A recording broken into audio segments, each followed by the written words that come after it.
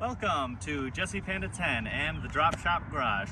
Today guys, we are doing an update on the Jeep. We haven't done one in quite a while, so we thought that we would show you around all the new things we've gotten. We've definitely had quite the total rack up on what we've done. So ever since we went to the mounds, you saw that I accidentally drove into the pond. We've had a couple mechanical issues, but we definitely got them all solved, and we'll give you a tour around. So if you look over here, you can automatically see that there's something super shiny popping out. We've got a whole new brake system, all of our front brakes, and then also there's a new hub. So you can see there's a super shiny piece of metal there. That's the new hub. And then behind that we have all new front brakes. So both sides, the entire brake system is completely new. This wheel right here is the one that got most of the damage from when we crashed into the pond. So this one had the most damage, but we got it all fixed, so that one's all new. Then we got the steering rods. What are they called? Steering stabilizer. Yeah, steering stabilizer. That's the one that gives the wiggle to the Jeeps. And the guy said that he had a little issue, and so we just completely replaced the whole thing. So a brand new steering stabilizer and the stabilizer shock. You can tell that it looks brand new under there. It's completely smooth, no dirtiness, nothing. You can tell also that the letters, we did just wash it, so maybe got a little dirt on them.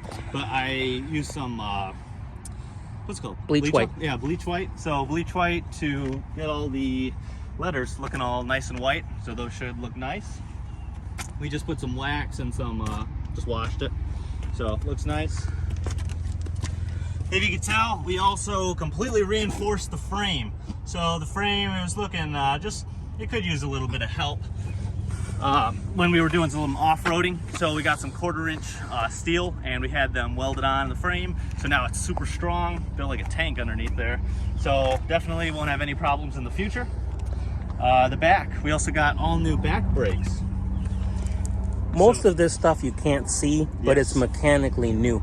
The front brakes, the back brakes, the starter. Yes, so we did, the main issue that brought us into the mechanic, we actually had to call a tow truck too. The Jeep would not start. So like 3 or 4 days after the mounds incident, I woke up in the morning, I was about ready to go to work. I was turning it on and it would not start at all. It was just like, and so we knew that the starter was bad, so we got it towed to the muffler man and they fixed it. Got a brand new one of those in there.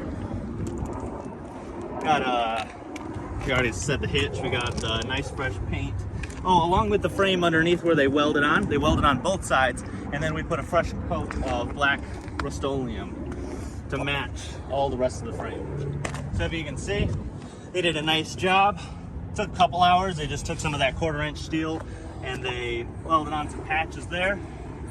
So nice and strong. And yeah, we've got the hub, we got some U-joints. Some U-joints on the driver's side, got those changed. So we have racked up quite the total. Definitely put quite a bit into the Jeep so far, and we are looking to take care of it as best we can. So hope you guys like the update on the restoration of the 99 TJ Wrangler. We'll catch you guys on the next one, and stay tuned for more updates. See you guys.